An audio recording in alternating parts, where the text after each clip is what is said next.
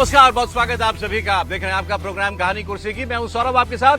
यहाँ विजय चौक पर हम यहाँ मौजूद हैं और चारों मेहमान हमारे साथ आ चुके हैं। समीर चौगामकर साहब, हर्षवर्धन त्रिपाठी जी, विजय त्रिवेदी जी, विनोद अग्निहोत्री जी, बहुत स्वागत सर आप सभी का। आज बहुत सारी खबरें, इसलिए थोड़ा जल्दी जल्दी हम लोगों को आगे बढ़ना पड़ेगा। और आपको सबसे पहले मैं बिहार की एक खबर देता हूं जिसकी वजह से सनसनी मची हुई है इस वक्त पूरे बिहार में। एक हत्याकांड बिहार के अंदर और हो गया है, लेकिन इस हत्याकांड में जो लोग मारे गए हैं वो केंद्रीय गृह राज्य मंत्री नित्यानंद राय के परिजन हैं, उनके परिवार से जुड़े हुए हैं। इसलिए इस खबर को लेकर इतनी ज्यादा चर्चा हो रही है। पूरी खबर आपको डिटेल में बताता हूं। ये पूरा मामला जो है दरअसल केंद्रीय मंत्री नित्यानंद राय जी की बहन के परिवार से जुड़ा हुआ है।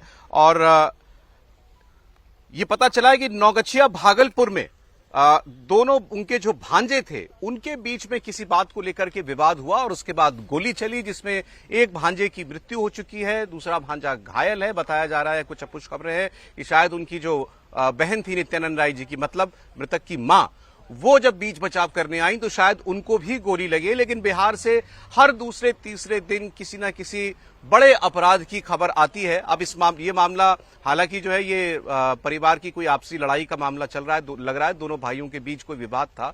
इस पर जो वहां स्थानीय एसपी है नौगछिया की, उनका एक स्टेटमेंट आया है। उन्होंने बताया है कि जगतपुर गांव है नौगछिया का, वहां सुबह 7:30 बजे ये पूरा वाकया हुआ है, जिसमें एक भाई की मौत हो गई अस्पताल में और दूसरा भाई अभी घायल बताया जा रहा है। झगड़ा किसी छोटी सी बात को था लेकर के हुआ, शायद पानी के नल को लेकर के कोई झगड़ा हुआ। दोनों भाई घर के बाहर ही बैठे हुए थे और उसमें से एक के पास शायद बंदूक थी। कोई विवाद हुआ, दोनों के बीच गहमा गहमी हुई। एक भाई ने दूसरे भाई पर फायर खोल दिया, गोली लगी। दूसरे भाई ने गोली लगने के बावजूद वो पिस्तौल छीनी या बंदूक जो भी थी, अभी डिटेल में आपको रिपोर्टर हमारे साथ जुड़ने वाले हैं, वो आपको बताएंगे। उसने पहले भाई को गोली मारी और इसमें एक की मृत्यु हो गई है। बताया जा रहा है कि ये दोनों लोग जो हैं केंद्रीय मंत्री नित्यानंद राय के भांजे थे। तो इस खबर के बाद से बिहार से लेकर दिल्ली तक लेकिन इसकी चर्चा चल रही है। मैं आपको जो स्थानीय एसपीएम प्रेरणा कुमार, उनका बयान सुनाता हूं और उसके बाद आपको इस पर हमारे रिपोर्टर जो हैं वो और इस वक्त का अपडेट देंगे।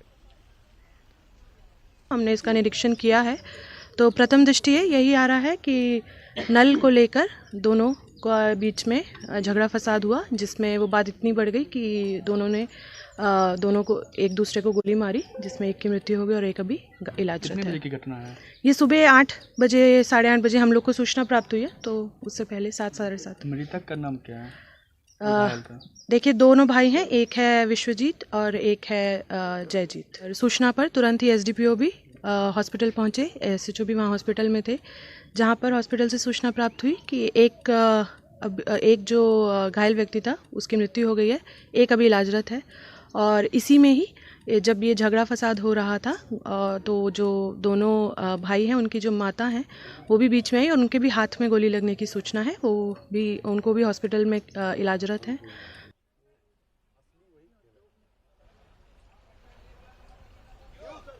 आपने एसपी की बात सुनी। हमारे साथ नीतीश चंद्रा जुड़ रहे हैं, हमारे सहयोगी। नीतीश, क्या और मालूमात मिल पाई है? और ये जो है केंद्रीय मंत्री नित्यानंद राय जी की बहन का परिवार है?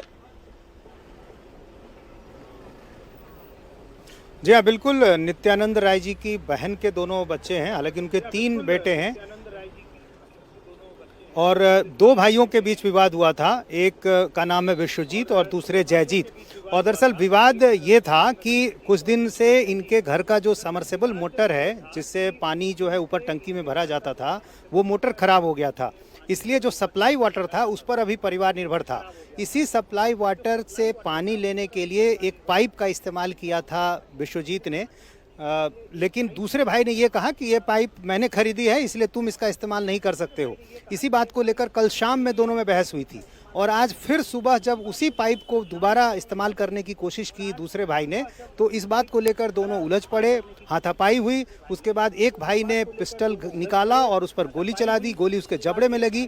घायल हालत में भी उसने उसके हाथ से पिस्टल छीना और फिर उसे गोली मार दी।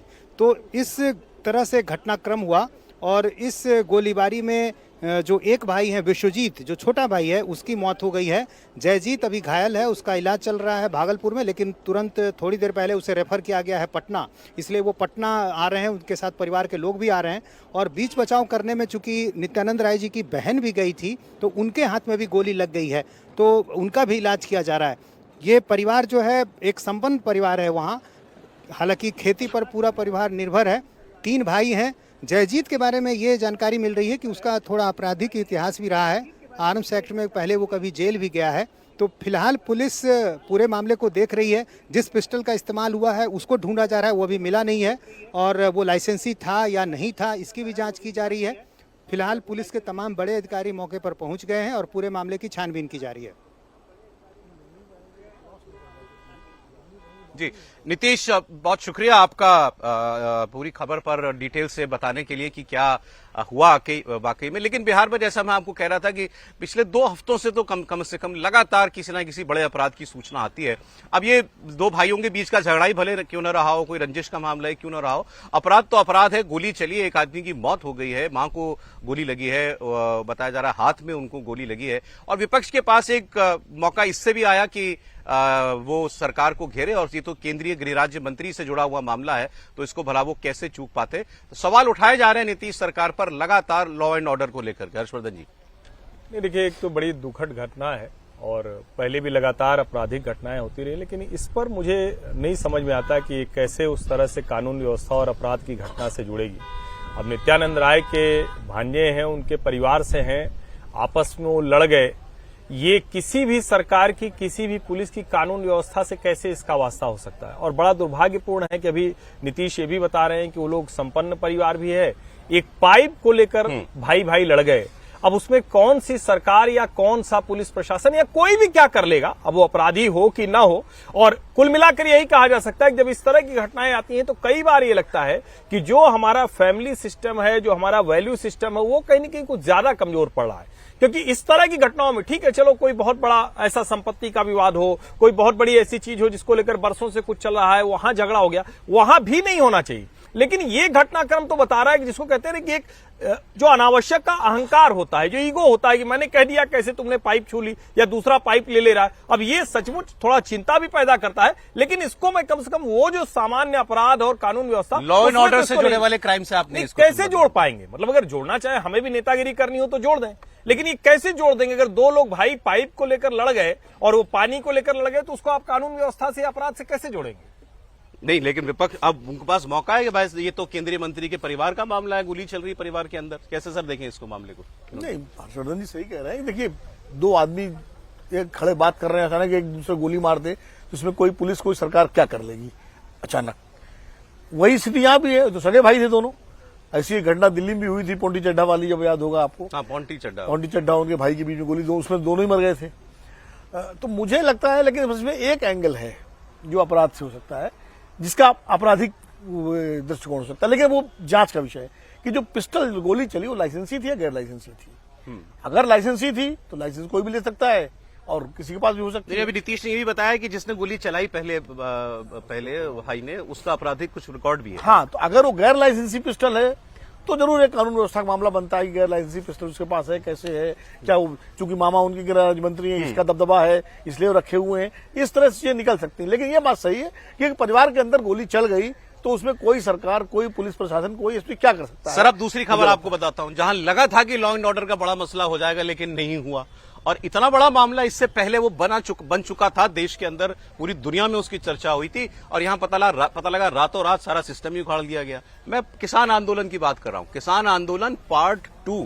ये 13 महीनों से जो किसान हैं पंजाब और हरियाणा के 2 बॉर्डर पर, शंभू बॉर्डर और खनौरी बॉर्डर, इन 2 बॉर्डर पर धरना दे रहे थे।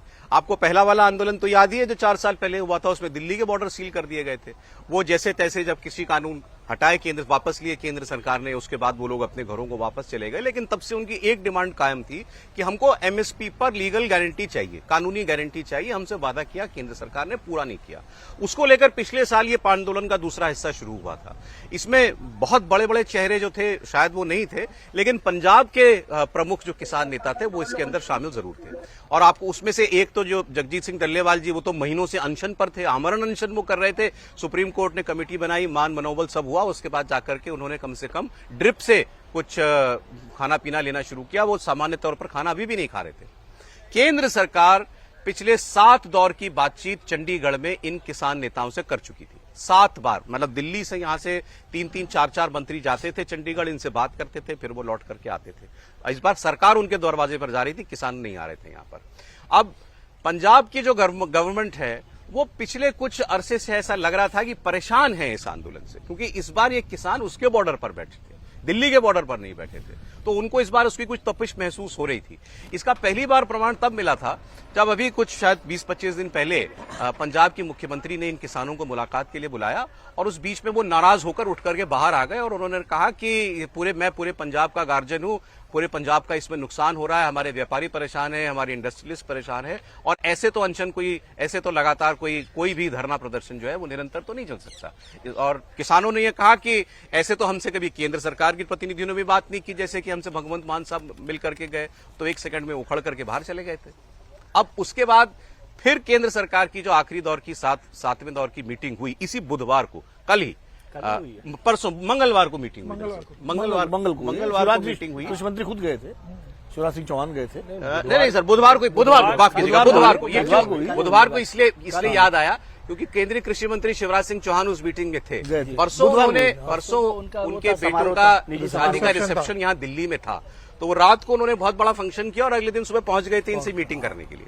और उस जैसे ही वो मीटिंग खत्म हुई, भगवंत मान की सरकार पहले से तैयार थी। सारे आंदोलनकारी और अनशन करने वाले नेता केंद्रीय मंत्रियों से मिलने के लिए चंडीगढ़ आए हुए थे। मंत्री बाहर निकलते हैं, किसान नेता जैसे ही पंजाब के बॉर्डर पर पहुंचते हैं, पुलिस उनको डिटेन कर लेती है। और उसके बाद वो दिन इसलिए चुना गया क्योंकि सारे नेता चंडीगढ़ में थे और आम कार्यकर्ता किसान जो थे वो बॉर्डर पर बैठे हुए थे, तो वो लीडरलेस थे बेसिकली। और वहां पहुंच गए दल बल के साथ पंजाब पुलिस। मैं आपको आंकड़ा देता हूं उसका, तो आप भी हैरान होंगे, और इससे पता लगता है कि तैयारी जो थी कितनी बड़ी थी और 3600 पुलिस पहले से थी। सर 2000 से ज्यादा पुलिसकर्मी थे, 200 क्रेनें, 150 छोटी क्रेनें। ये रोड खुलवाया, उसके बाद जो उन्होंने टीन से और तरपाल से सब बना रखा था, बैठने का, खाने का, सोने का व्यवस्था, सब उखाड़ फेंक दिया।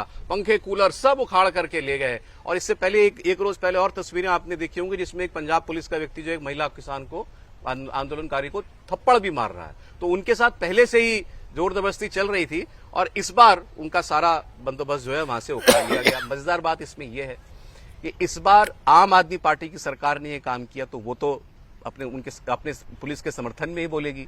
बीजेपी वाले मजे ले रहे हैं। बीजेपी वाले कह रहे हैं कि ये लोग तो, आम आदमी पार्टी वाले तो दिल्ली में इनको पानी पिला रहे थे, सारी सुविधाएं दे रहे थे जब ये किसान दिल्ली में बैठे थे, और वहां डंडा मार करके ब्लॉकेड खुलवा रहे हैं। कांग्रेस पार्टी इकलौती पार्टी है जो निंदा कर रही है इस पूरे मसले की, इस पुलिस की एक्शन की। हमारे कुछ सहयोगी वहां पर थे, 2 रिपोर्टर हमारे वहां मौजूद थे, पुनीत परिंजा और शोएब रजा। उन्होंने जब ये सारा सिस्टम वहां से हटाया जा रहा था आंदोलन का, पुलिस की कार्रवाई जब चल रही थी, तो कुछ रिपोर्ट भेजी हैं, आप देखिए, और कुछ नेताओं के बयान भी हैं, वो भी आपको देखने चाहिए। सीनियर मिनिस्टर शिवराज चौहान जी, पीयूष जी, जोशी जी, 3 कैबिनेट एडे बड़े मिनिस्टर गलबात भी सिरे लगे ते अगली डेट दे के आए हैं। सेंट्रल गवर्नमेंट किते ਇਹ ਗੱਲ ਖਤਮ ਨਾ ਕਰ ਜੇ, ਕਿਤੇ ਗੱਲ ਨੇੜੇ ਨਾ ਲਾ ਜਵੇ। ਇਸ ਘਬਰਾਹਟ ਚ ਇਹਨਾਂ ਨੇ ਵੀ ਕਿਤੇ ਸੈਂਟਰ ਗਵਰਨਮੈਂਟ ਤੇ ਕਿਸਾਨ ਆਪਸ ਵਿੱਚ ਨੇੜਤਾ, ਕਿਉਂਕਿ 2 ਦਿਨ ਪਹਿਲਾਂ ਹੀ ਪ੍ਰਾਈਮ ਮਿਨਿਸਟਰ ਸਾਹਿਬ ਜਿਸ ਤਰੀਕੇ ਨਾਲ ਗੁਰਦੁਆਰਾ ਸਾਹਿਬ ਮੱਥਾ ਟੇਕ ਕੇ ਆਏ, ਆਸ਼ੀਰਵਾਦ ਲੈ ਕੇ ਆਏ, ਇਹਨਾਂ ਦੇ ਮਨ 'ਚ ਇਹ ਧੜਕੂ ਪੈ ਗਿਆ ਵੀ ਕਿਤੇ ਸੈਂਟਰ ਗਵਰਨਮੈਂਟ ਤੇ ਕਿਸਾਨ ਇਕੱਠੇ ਨਾ ਹੋ ਜਾਣ। ਸਿਰਫ ਸੀਟ ਜਿੱਤਣ ਖਾਤਰ ਅੱਜ ਕਿਸਾਨਾਂ ਨੂੰ ਤੁਸੀਂ ਉਹਨਾਂ ਦੀ ਬਲੀ ਲੈ ਰਹੇ ਹੋ। पहले कुछ दिन पहले ये किसानों के साथ बात करते करते बदतमीजी के साथ उनको बोला भाग जाओ यहाँ से, तुम्हें मैं देख लूंगा। ऐसे गैंगस्टरों की तरह बदतमीजी से बात करके जो समझौते, मैं सारे समझौते रद्द करता हूँ। वोटों के टाइम में ये भगवंत मान ने जाके इन सारे किसानों के पैरों को हाथ लगा के चुटकी में 5 मिनट में एमएसपी मैं दूंगा, मेरी सरकार बनाओ। सरकार बनाने के बाद 3 साल से झूठ मार रहा है कि मरी हुई मुर्गी, मरी हुई बकरी मुआवजा मैं दूंगा। लोगों के पास जाता नहीं है। और अब इस हाल पे कि जब अपना हक मांग रहे हैं किसान जी, उन्होंने कहा कि हमारे साथ जो तुमने समझौते करे थे पूरे करो, नहीं तो हम विधानसभा को घेरेंगे जब आपका बजट सेशन 28 को शुरू होगा। तो अब पुलिस के जोर जबर पे उठा के किसानों को उठा के जेल में फेंक दिया। मीटिंग करने के बाद जब किसान बाहर आए तो पंजाब की पुलिस ने उनको डिटेन करने का काम कर लिया।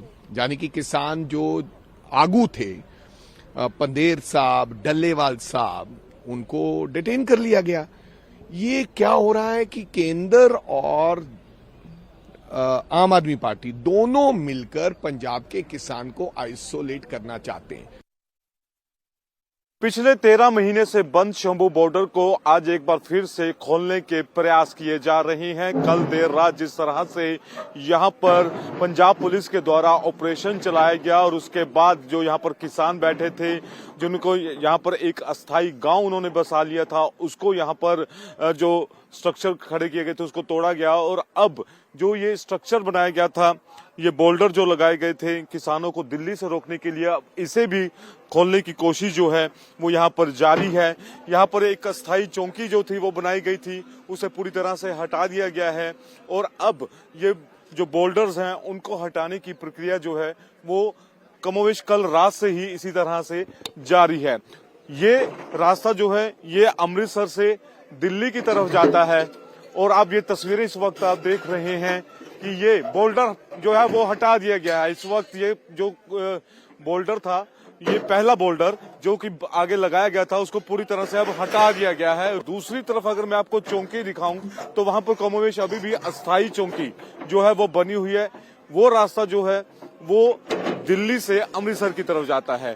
तो 13 महीने बाद ये रास्ता जो है वो बहरहाल खुलता हुआ यहाँ पर दिखाई दे रहा है। अभी भी ये नुकीले कील आप देख सकते हैं, ये अभी भी ये भी पूरा सीमेंट का जो है, पूरा कंक्रीट का जो पूरा ये एक ब्रेकर बनाया गया है जिसके ऊपर। शंभू बॉर्डर पर पुलिस की कोशिश सबसे पहले यह है कि रास्ते को साफ कर दिया जाए ताकि जल्दी से जल्दी ये जो हाईवे है इसको खोल दिया जाए। और यही वजह है कि रात जो भी टेंट यहाँ पर तोड़ा गया था, जो भी स्ट्रक्चर तोड़ा गया था, उसको अब रास्ते से हटाया जा रहा है। जेसीबी यहाँ पर चलाई जा रही है, रास्ते को क्लियर यहाँ पर किया जा रहा है। और देखिए एक बड़ी चुनौती जिस तरह से यहाँ ये जो तमाम चीज़ें हमने देखा कि स्ट्रक्चर लगाया गया था सड़कों में, ये देखिए कि जो लोहे के बोल्ट है और ये पूरा ये तमाम जो चीज़ें हैं किसी भी गाड़ी के लिए बहुत ज़्यादा परेशानी बन सकते हैं। तो इन तमाम चीज़ों को हटाया जाएगा। जगह जगह ये तमाम जो चीज़ें हैं सड़कों पर यहाँ पर हाईवे में नज़र आ रहे हैं। तो जेसीबी से ये तमाम चीज़ें हटाई जा रही है। उसके बाद पीडब्ल्यूडी के भी कुछ अधिकारियों को बुलाया गया है, दूसरे विभागों के भी कुछ अधिकारियों को बुलाया गया है। सड़क पर यह देखा जाएगा कि कोई इस तरह की तो चीज़ नहीं है। देखिए ये तमाम चीज़ें, ये जो स्ट्रक्चर था इसको बनाने में इसका इस्तेमाल किया गया था ताकि इसको रोका जा सके। तो इसको भी उखाड़ना पड़ेगा पुलिस को। ये हटाने के बाद फिर उसके बाद निरीक्षण होगा कि ये सड़क अब गाड़ियां यहाँ पर दौड़ सकती है। इन तमाम चीज़ों को देखा जाएगा और उसके बाद ही रोड को खोला जाएगा। इसमें कितना टाइम लगता है तो देखना होगा। लेकिन देखिए कि जेसीबी अब इन तमाम चीजों को और इस खबर पर हम लोग अभी चर्चा करेंगे, लेकिन एक खबर जो है उत्तर प्रदेश से आ रही है, पहले उसका रुख कर लेते हैं। उत्तर प्रदेश के मैनपुरी से खबर है जहां पर दबंगों द्वारा एक प्रधान समेत 3 लोगों को गोली मारी गई है और वह फायरिंग का बाकायदा पूरा वीडियो है। और इसमें पुलिस ने कार्रवाई की है, कई लोगों को पुलिस ने गिरफ्तार भी किया है, लेकिन घायलों को फिर सैफई ले जाना पड़ा है इलाज के लिए। इसका वीडियो हमारे पास है तो जरा स्क्रीन पर डालिएगा। मैनपुरी में एक बड़ी वारदात हुई है, प्रधान समेत 3 लोगों को गोली मारने की वारदात है, जिसमें बताया जा रहा है कि घायल जो हैं उनकी हालत गंभीर है और सैफई उनको उपचार के लिए भेजा गया है।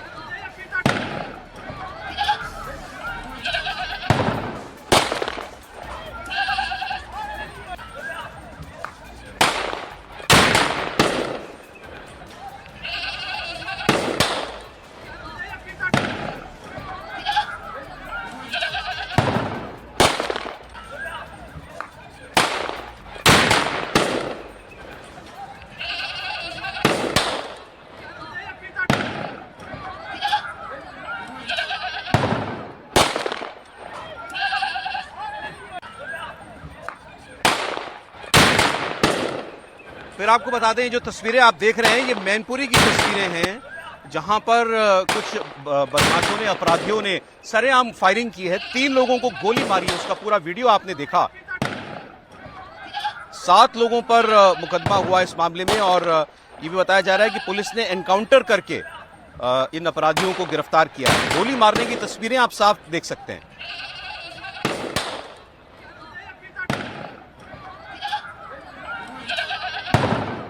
हमारे सहयोगी विशाल प्रताप सिंह जुड़ गए हैं हमारे साथ। विशाल, तस्वीरें तो बड़ी खौफनाक हैं, सरेआम गोली चल रही है, पूरा मामला क्या बताया गया?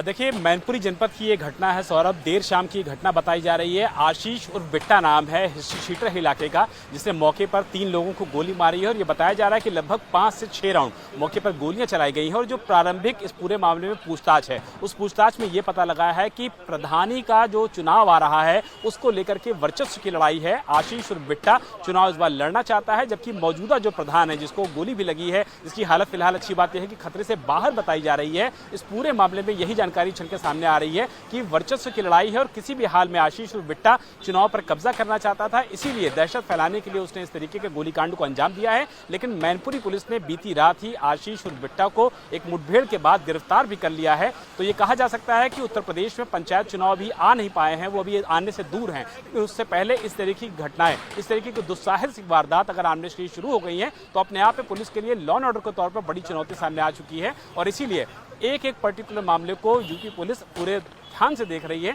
इसी वजह से, ताकि आने वाले समय में कोई भी वर्चस्व की लड़ाई कम से कम ये रूप ना ले सके जो कम से कम मैनपुरी में देखने को मिल रहा है, जहां एक के बाद एक 3 लोगों को गोली मारी गई है, मात्र चुनावी रंजिश में, या यूं कहा जाए कि चुनाव में अपना प्रभाव फैलाने के लिए, प्रभुत्व फैलाने के लिए। लेकिन गनीमत की बात यह है कि मैनपुरी पुलिस ने आरोपी को गिरफ्तार करके जेल भेज दिया है। सौरभ।